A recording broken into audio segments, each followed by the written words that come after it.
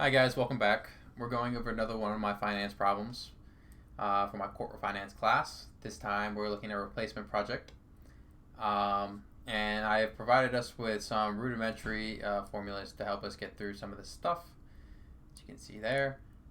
So first thing we're going to do is find the initial outlay. And according to the formula I've written, which is correct, we're taking the cost of the new project plus the net working capital increase minus this is the market value of the old printer that we're getting rid of, and adding that to the combination of taking the same market value of the old, subtracting it by the book value of the old, and multiplying it by the tax rate. So let's get our calculator up and let's clear this. Okay, so what we're going to do first is just do the easy side. So that's the high-speed copier, which we know is $23,000 because it's given to us. And we're going to add this to the net working capital increase, which is $4,200, which is also given to us. So really easy plug and chug numbers. And that gives us $27,200. And we're just going to right away subtract out the market value of the old. It's already given. And that's $4,576. And that gives us $22,624. We're going to store that in 1. Now let's go to the other half.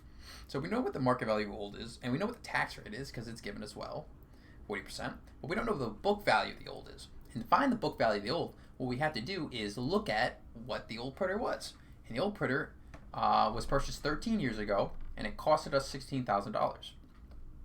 Now it's straight line depreciated, so it depreciates the same amount every year, and its useful life is 18 years. So it's straight line depreciated based on 18-year lifespan, and it has no salvage value afterwards. So pretty simple. All we do is we take the $16,000, which it costed us up front, divided by the total life expectancy of it, as it's based on its depreciation schedule, and that is our year. That's our depreciation of that printer every year, $888.88 every year. Now we know that it was bought 13 years ago, so there's 5 years left on its lifespan. So we just multiply this by the remaining lifespan of the printer. We get the current book value of the printer, which is $4,444 and 44,444. A lot of fours. Okay, so we're going to store this in 2, and now all we do is we take the 4,576, which is the current value, the market value, subtracted by the recalled 2, which is the book value, and we get $131.55. And now what we do is we multiply that by the tax rate, which, like I said, is 40%, so times 0.4, and now we get $52.62. And we're going to store this in 3 because now we're going to go back and we're going to recall 1. And like it says before, we've already done the first the whole left side, and now we have the right side. So now we just have to add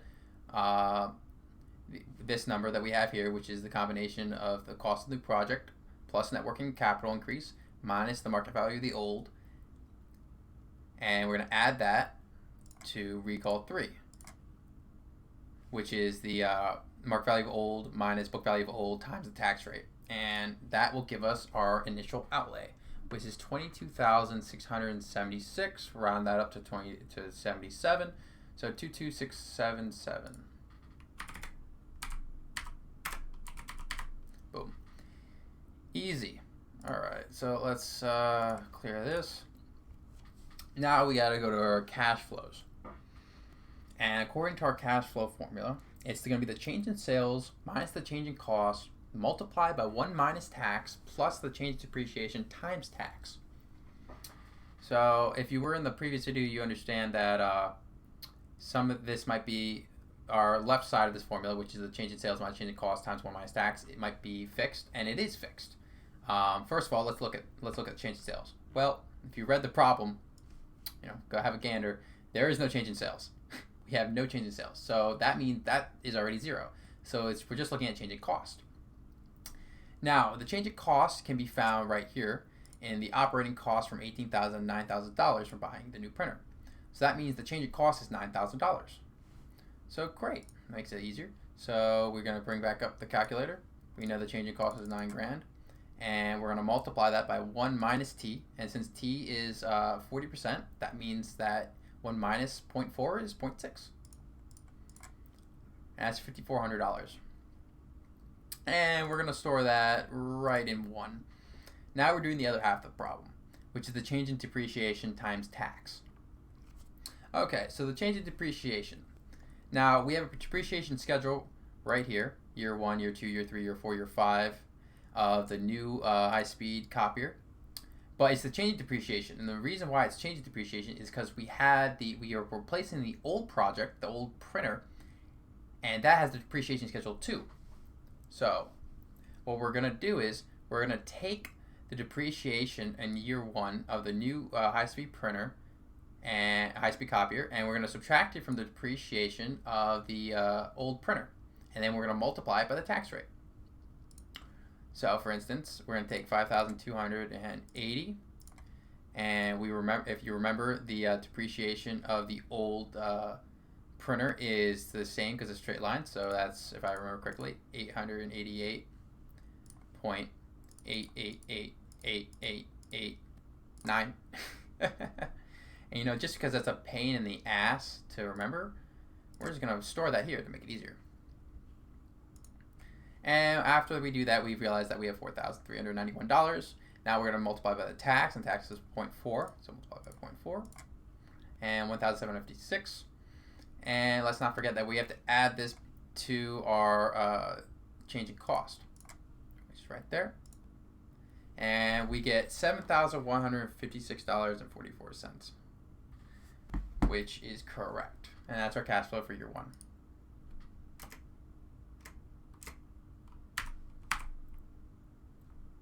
And we're just going to make that 7,156.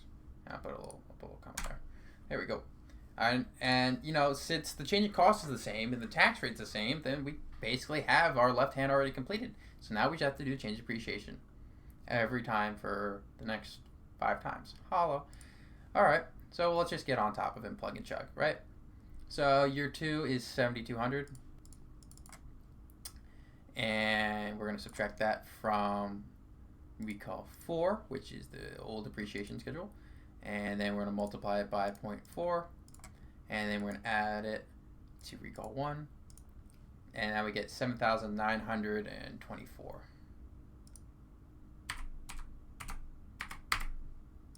Easy. So let's do it again. Third year is $2,400. Subtract it by recall 4.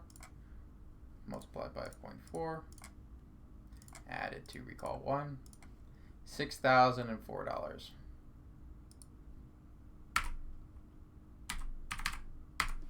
And let me just, and 44 cents. Okay, so that's right. All right, sweet. Don't have to round up. All right, so what's next? All right, so now we have to go to year 4, and it's hidden by the calculator. So it's 1,120. 1,120, and we're going to subtract that from recall 4, and then we're going to multiply that by 0.4, and then we're going to add that to recall 1, and now we get 5,492.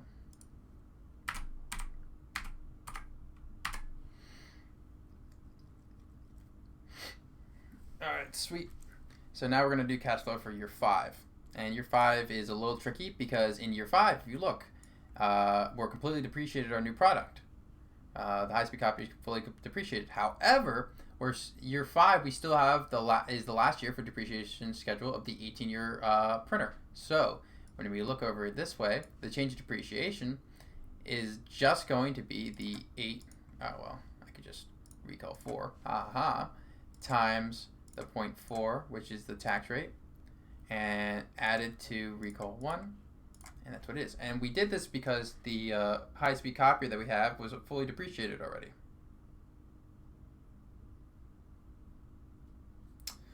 Hold up, I think I made a mistake.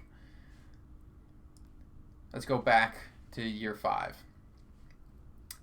So the depreciation schedule is the difference. So it's if we break this down, it's the new, which is the high-speed copier, minus the old, which is the printer. So in fact, let's go back to recall 4, and we know this should be negative because it's subtracted against 0. It's 0 minus the printer depreciation.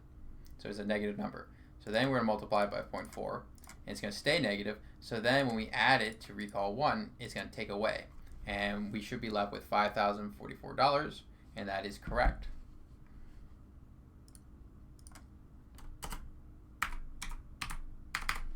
Now, just to give you another heads up, because this made me make a mistake too quickly, is that the change in depreciation, if written out in more detail, is the high-speed copier depreciation subtracted by the printer depreciation multiplied by the tax rate.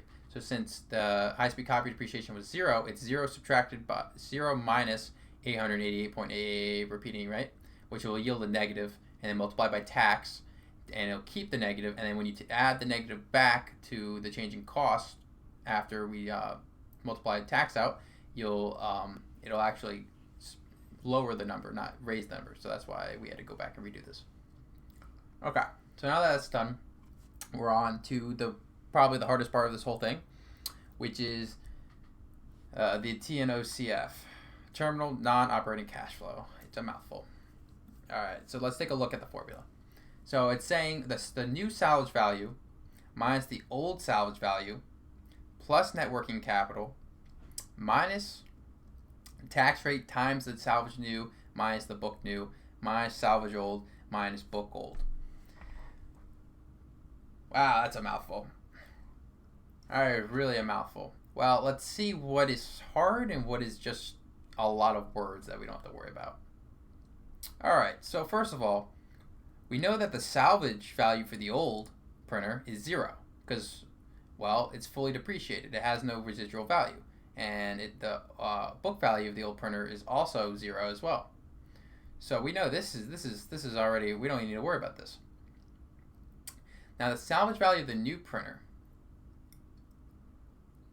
that's what we might want to take a look at. And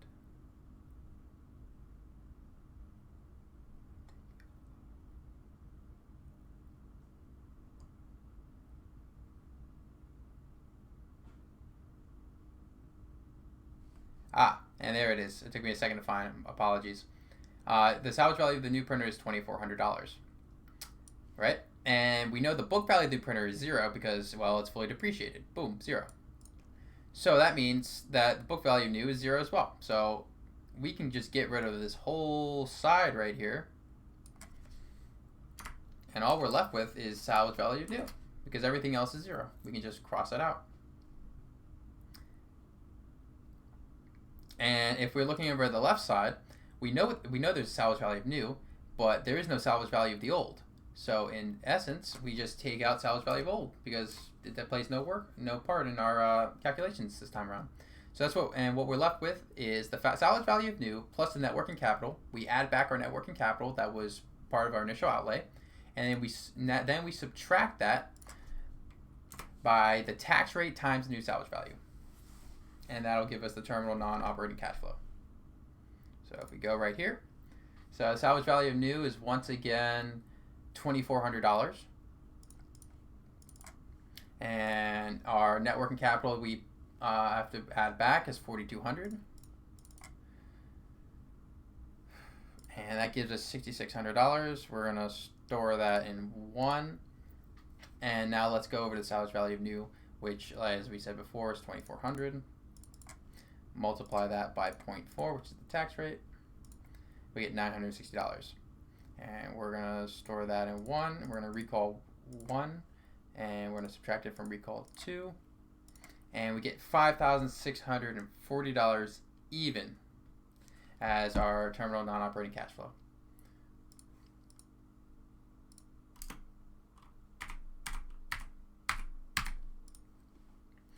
Whew.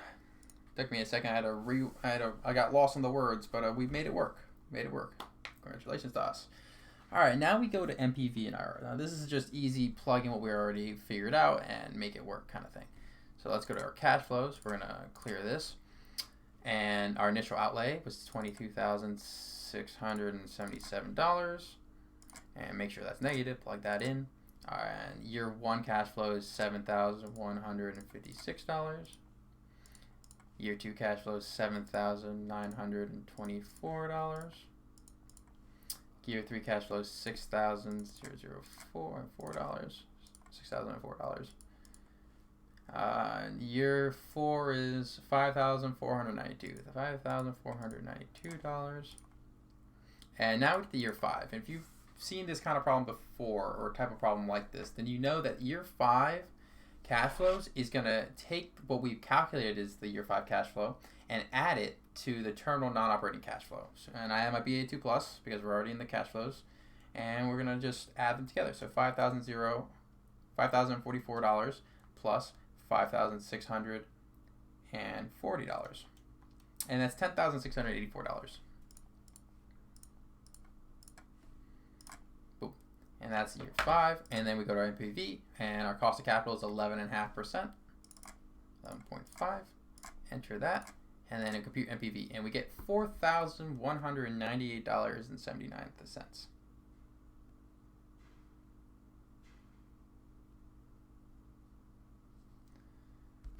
And if we want to round that up, is $4,199. And just for posterity, let's go back and review some of the cash flows. So the first one is $22,677 and 156 and 924 and 004 and 492 and 492 and 10,674. Okay, so everything's correct. So then we can, after reviewing, we know that this is the right answer for NPV. With this 4,198, 1994, 199. All right, and then the last part is to compute IRR, and IRR is extremely simple. We have everything plugged in. We just have to go to the IRR and hit compute, and this is read as a percentage. So this is actually 18.44%, and that IRR stands for internal rate of return. 18 point, what did I say? 844, 44. Huh? So that means our project yields us an 18.44% return on our cash flows. And that's the end of the end of the practice. I know it's long. I know I have to do it in an exam in a few days, but hope it was educational.